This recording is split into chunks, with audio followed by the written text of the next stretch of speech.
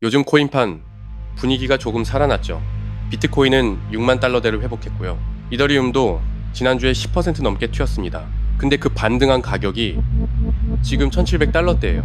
한때 5000달러 가까이 갔던 코인이 아직도 3년 전 가격에 있는 겁니다. 지난달 말엔 1570달러까지 밀렸어요. 2023년 10월 이후 최저였습니다. 고점이랑 비교하면 지금도 64%가 빠져 있는 거고요. 이상하죠?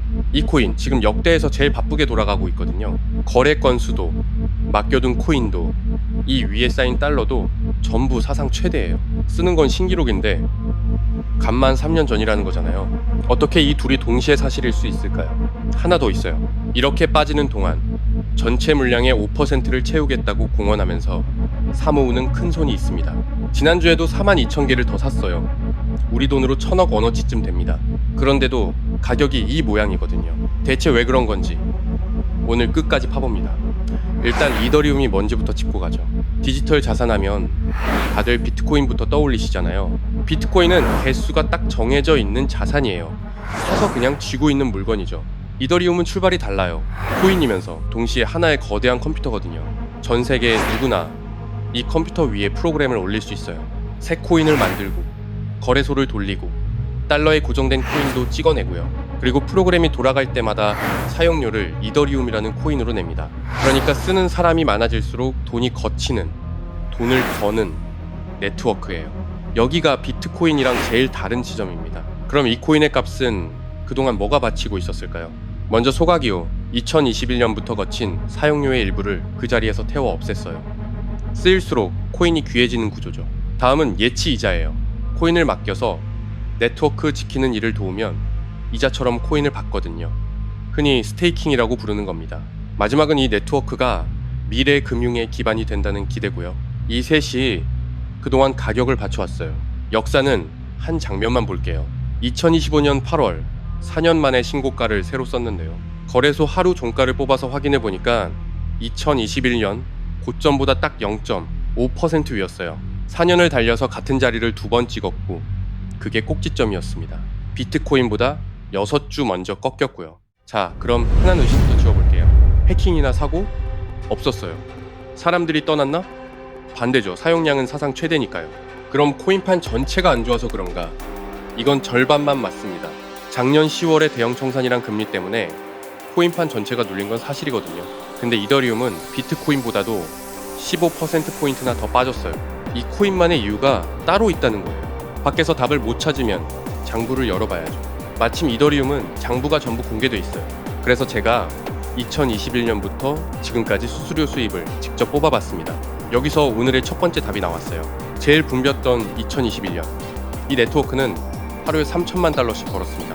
지금은요, 하루 50만 달러 수준이에요. 마이너스 98%.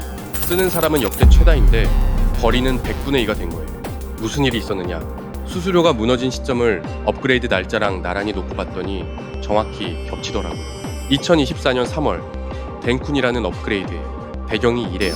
이더리움 본체가 비좁고 사용료가 비싸지니까 거래를 대신 처리해주는 보조 네트워크들을 옆에 뒀어요. L2라고 합니다.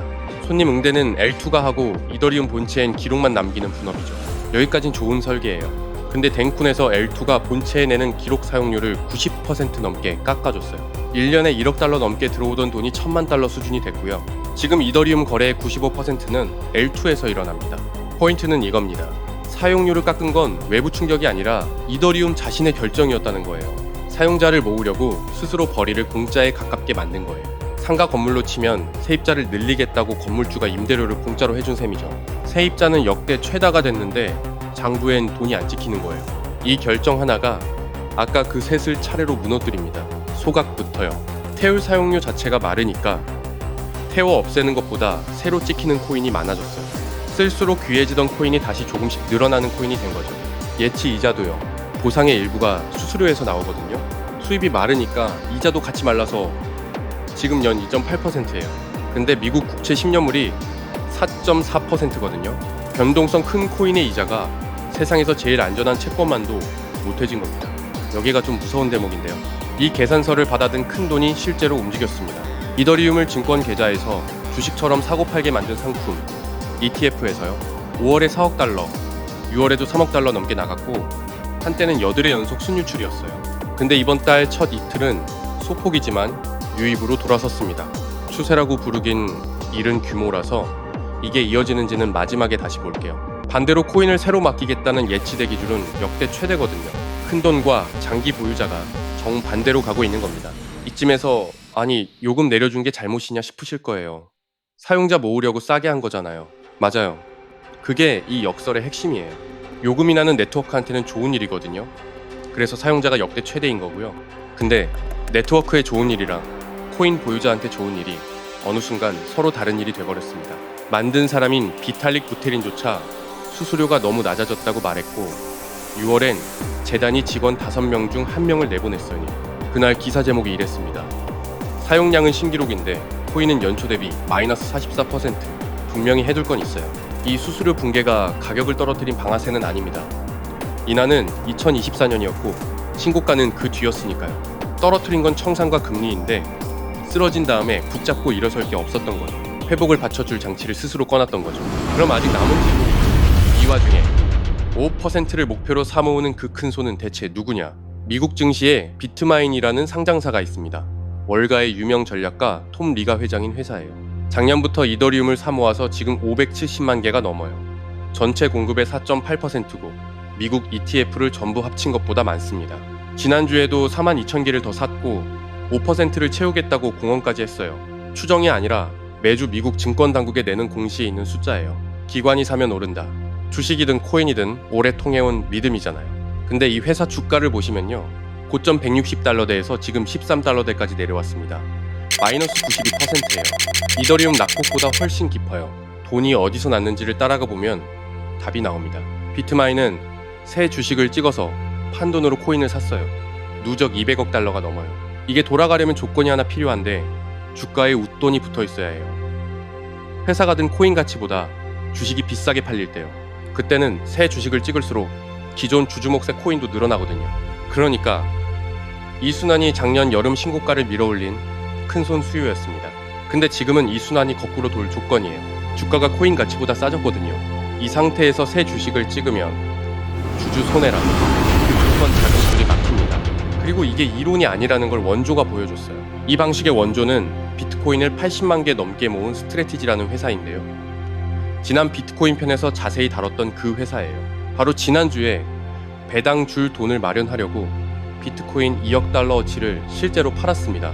절대 안 판다던 원칙이 공시로 끝난 게 아니라 진짜 매도로 이어진 거예요. 같은 주에 한쪽은 5%를 채우겠다고 사고 원조는 실제로 팔았습니다.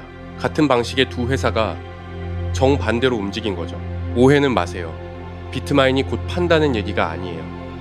이 회사는 한 번도 안 팔았고 지금도 매주 사는 중이니까요. 말씀드리는 건 구조예요.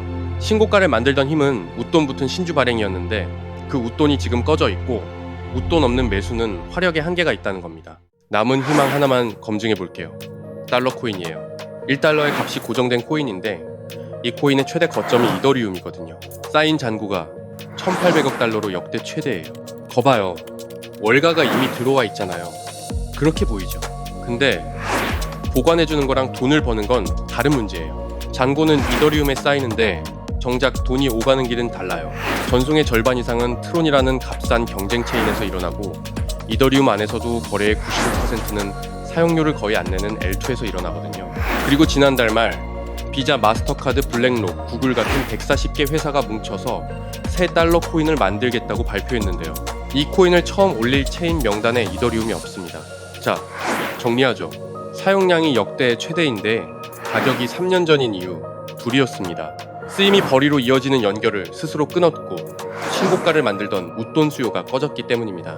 그래서 앞으로 볼 것도 두 가지예요. 하나는 법이에요. 미국 의회에 걸려있는 클래리티, 코인마다 법적 성격을 정해주는 법인데요. 통과되면 이더리움은 증권이 아니라 상품으로 분류되고 예치가 합법 영역으로 들어옵니다. 연기금 같은 큰돈이 못 들어오던 법적 이유가 사라지는 거죠. 시장이 보는 통과 확률은 지금 50% 안팎. 최근 2주 사이 제일 높습니다. 상원이 7월 13일에 복귀하고 8월 휴회 전까지가 사실상의 시한이에요. 다만 통과된다고 해서 들어온 돈만큼만 오르는 시장이 아닙니다. 유통 물량이 얇아서 새돈 1달러가 시가총액을 10배에서 50배씩 움직여요. 위로든 아래로든요. 다른 하나는 수수료예요. 올해 다반기 업그레이드에서 L2한테 사용료를 다시 걷는 설계가 살아나는지가 관건이고, 지난주엔 비탈릭이 3, 4년짜리 개편 계획도 새로 내놨어요. 기술 뉴스처럼 보여도 사실은 돈 뉴스입니다. 수수료가 돌아오면 소각이랑 예치 이자가 같이 살아나거든요. 그래서 보실 건 딱 두 개입니다. 하루 수수료가 얼마나 거치는지 울트라사운드 머니라는 무료 사이트에서 누구나 볼 수 있어요. 그리고 ETF에 돈이 들어오는지 나가는지, 이번 달 첫 이틀에 그 작은 유입이 몇 주짜리 흐름이 되는지, 그게 첫 시험 문제예요. 가격창은 결과만 보여줘요. 이 두 개가 원인을 보여줍니다. 세입자는 역대 최다인데 임대료는 안 들어오던 건물. 오늘 본 이더리움 장부가 그 모습이었습니다. 클래리티 표결이 나오면 그 결과가 이 구조를 어떻게 바꾸는지 계산해서 다시 가져오겠습니다. 다음엔 어떤 통념을 확인해 볼까요? 댓글로 남겨주세요.